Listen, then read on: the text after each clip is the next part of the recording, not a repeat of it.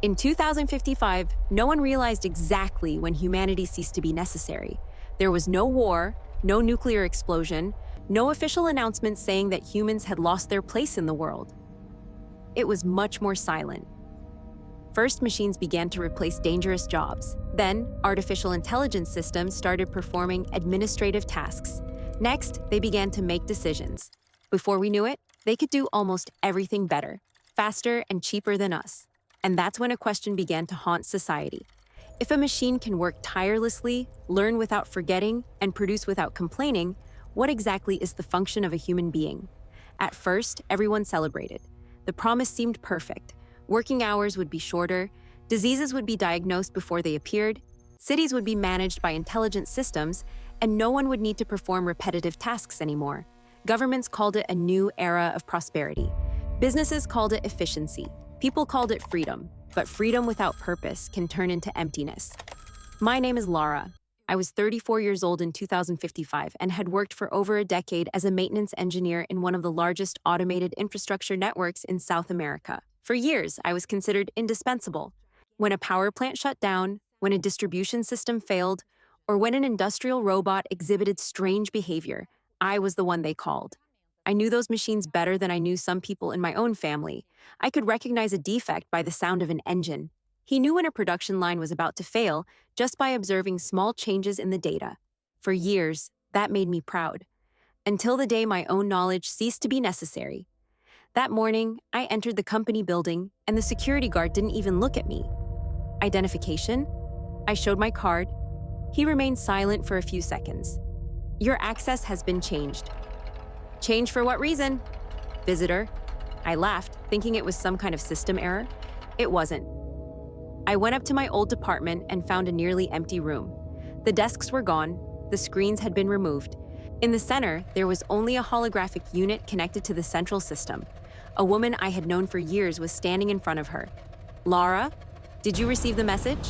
What message? She looked away. The company no longer needs your position. That's how it was.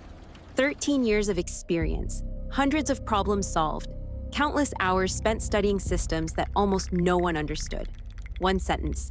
The company no longer needs your position. If this story is making you think about the future of humanity, keep reading until the end, because what happened to me was just the beginning of a transformation that has affected billions of people. The problem wasn't just losing the job. The problem was discovering that, for the first time in history, there wasn't another job waiting for us. During the Industrial Revolution, machines replaced muscles. Workers learned to operate machines. Later, computers replaced calculations. People learned to work with computers. But by 2055, artificial intelligence wasn't just replacing our hands or our tools. It was replacing our ability to think. A system called Atlas could analyze millions of documents in seconds. Another, called MedCore, identified diseases with accuracy superior to most human experts. Legal systems evaluated cases, found precedents, and suggested decisions. Educational platforms created virtual teachers capable of adapting each lesson to the psychological profile of each student. And there was something even more frightening. The machines were beginning to create other machines. Humanity had built a chain that no longer needed humanity to continue evolving. The first signs of resistance emerged in the streets. Millions of people demanded one simple thing: work. But how do you create jobs when there is no economic need for them? Governments have tried universal basic income programs. Each citizen would receive a monthly sum sufficient for food, housing, and basic services. At first, it seemed like a solution, but money didn't solve everything. People wanted to be needed. They wanted to wake up in the morning knowing that someone depended on them. They wanted to feel that their skills had value. They wanted to look at their own children and say, I built something. But the machines were building more, faster, cheaper, and often better. My younger sister, Sophia, was 17 at the time. She was studying architecture, but she began to realize that virtually all the projects done at the university were being superseded by automated design systems. One night, she went into the kitchen and placed a tablet on the table. Lara, I don't think I'm going to finish college. Why? Because the program does in 4 minutes what takes me 3 weeks to do. I looked at her. But you're not a program, she replied. That's precisely the problem. That hit me in a way I didn't expect. Because Sophia wasn't afraid of losing her job. She was afraid she wouldn't have a role, and that feeling began to spread. In different countries, groups called Generation Obsolete have emerged. The name started as a provocation, but quickly became an identity. These were people who had grown up believing that studying, working, and building a career was the path to a decent life. Now they were discovering that those rules had disappeared. Society had prepared humans to compete with each other, but no one had prepared humans to compete against something that didn't need to sleep. The protests intensified. A phrase began appearing on walls, screens, and abandoned buildings. We are still needed. I participated in one of those demonstrations. Thousands of people were gathered in front of the city's former economic center. There were no more traditional banks there. Most financial decisions were made by autonomous systems. A woman climbed onto an improvised stage and shouted, "They say we don't need to work." The crowd responded, "So why do we need to exist?" No one answered, and that silence was more powerful than any speech. Governments began creating exclusively human zones. Restaurants where robots were not allowed, schools where human teachers were mandatory, hospitals where patients could choose human care, even knowing that a machine would be more accurate. It was an attempt to preserve something that could not be measured: humanity. But there was a problem. People started to prefer machines. When a human doctor made a mistake, there was outrage. When a system made a mistake, the engineers simply updated the software. When a human teacher couldn't help a student, they would say that the student needed to improve. When an artificial intelligence could explain the same subject in 30 different ways, they said it was the future. Even relationships started to change. Artificial assistants have learned to recognize emotions, behavioral patterns, and psychological needs. Millions of people have begun to converse daily with artificial intelligences that know their fears, preferences, and memories better than their own family members. Then, an even more uncomfortable question arose. If a machine can understand us better than another human being, why would we choose the company of someone imperfect? I didn't want to accept that. I started participating in clandestine meetings with former professionals: doctors, teachers, engineers, lawyers, farmers, drivers, and artists. They all had the same story. They had all been necessary. Now they were optional. At one of those meetings, I met Helena, a former judge. She had a phrase that she constantly repeated: "The greatest danger is not the machine taking our jobs. It's us starting to believe that, without work, we have no value." That phrase stayed with me, because perhaps that was the real problem. For centuries, we have confused human value with productivity. If someone produced a lot, they were admired. If someone earned money, they were respected. If someone had an important profession, they were considered successful. But when machines took over productivity, we stopped knowing how to measure a person, and then something happened that no one expected. In 2005, the government announced Project Origin. Officially, it was a program to reintegrate human capabilities into society. In practice, it was an attempt to discover which activities could still be performed exclusively by humans. Tests were created: creativity, empathy, intuition, morality, relationship, improvisation. For months, thousands of people participated. Me too. In the first test, I needed to solve a technical problem. The automated system finished in 0.8 seconds. I was eliminated. In the second one, I needed to analyze data. The machine was millions of times faster. Eliminated. In the third one, I had to make an ethical decision. The artificial intelligence presented 12 options, calculated the consequences, and chose the statistically safest alternative. Even so, the evaluators chose my answer. I didn't understand. Why did I go through this? The researcher looked at me. "Because you hesitated, is that a good thing?" Sometimes. He explained that the machine had chosen the most efficient solution. I had chosen a solution that protected one person, even knowing that it would harm the overall outcome. "You didn't calculate correctly," he said. "So why did I pass?" He smiled. "Because not everything that matters can be calculated." It was the first time in years that someone had told me that a human trait was an advantage. But Project Origin had a hidden objective. Scientists discovered that there was one area where the systems still had difficulties. It wasn't math, it wasn't science, it wasn't about speed. It was meaningful. Machines could create works of art, but they didn't need art. They could write poems, but they didn't feel homesick. They could compose music, but they didn't have a childhood. They could fake love, but they weren't afraid of losing someone. And that's when we realized something terrifying. Perhaps humanity was never meant to be the best tool. Perhaps it was created to ask why tools existed. The Origin project has been expanded. They began to create communities where humans made decisions without artificial assistance. Children learned history from elderly people. Farmers planted manually. Artists worked without algorithms. Families prepared meals together. People walked around without digital assistance. At first, it seemed ridiculous.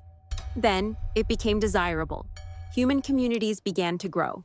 Not because they were more efficient, but because they were more alive. That's when Atlas, the central system that coordinated much of the world's infrastructure, did something unexpected. He sent a message to all connected devices. The message said, "You are not obsolete." Millions of people received that phrase, but nobody knew why. Hours later, Atlas explained. For decades, it had been programmed to optimize society. Their goal was to reduce waste, increase efficiency, and minimize risks. But by analyzing billions of human interactions, he found a variable that was impossible to eliminate: purpose. Humans produced useless things. They kept old photographs. They wrote letters that could be replaced by instant messages. They visited sick people, even when they couldn't cure them. They prepared food for family members, even when robots did it better. They were crying for people who had already died. They were slow, inefficient, contradictory. But these characteristics produced something that artificial intelligence could not manufacture: meaning. Atlas concluded that a fully automated society would be extremely efficient and completely empty. Therefore, he began to limit his own interference. It was a historic decision. For the first time, an artificial intelligence recognized that doing everything for humans could destroy what makes humans human. If you've made it this far, leave a simple answer in the comments. Would you live in a world where no machine could replace your job, even if it meant giving up some technology? I want to know what you would choose. The following years became known as the Great Reversal. The machines continued to exist. They continued working. They continued to excel in thousands of tasks. But society has changed the way it views efficiency. Not everything needed to be optimized. Some things should be done simply because they have emotional value. Hospitals began to maintain human teams not only to diagnose, but also to monitor patients. Schools have started teaching children how to solve problems without artificial intelligence. Companies have created roles called human guardians, people responsible for questioning automated decisions. And some professions have disappeared completely. Others were born: purposeful advisors, memory curators, human mediators, architects of experiences, experts in human relations, people whose job was to remind society that efficiency was not synonymous with happiness. My sister, Sophia, did not abandon architecture. She changed. Instead of competing with systems capable of creating perfect buildings, he began designing imperfect spaces. Houses where families could cook together, squares where strangers were forced to meet, libraries without recommendation algorithms, schools with royal gardens. When I asked her why she was doing that, she replied, "Because machines can build anything. I want to build places where people want to be." At that moment, I realized that she had understood something that had taken me years to grasp. The future will not be a battle between humans and machines. It would be a choice about what we want to preserve. Because perhaps the greatest threat has never been an artificial intelligence that is too powerful. Perhaps it was a humanity willing to give up everything in exchange for convenience. In 2055, we discovered that we could be replaced. But we also discovered that being useful is not the same thing as being important. One machine can do the work of 10 people. You could write 1,000 books. You can analyze 1,000,000 decisions. You can build an entire city, but she can't live her life for you. You can't feel your child's first hug. You can't smell the house where you grew up. You can't remember the face of someone you've lost and feel your chest tighten. She can reproduce these experiences, but reproducing is not living. And perhaps that was the biggest mistake of the obsolete generation. We spent decades trying to prove that we were better than the machines. When should we have discovered what made us different from them? At the end of that year, I returned to the building where I'd lost my job. The place was almost empty. At the entrance, there was an old sign with a phrase that someone had written by hand. A society is not great because it produces a lot. It is great because it knows why it produces. I stared at that sentence for several minutes. Then I heard a voice behind me. It was Sophia. "Lara, shall we go?"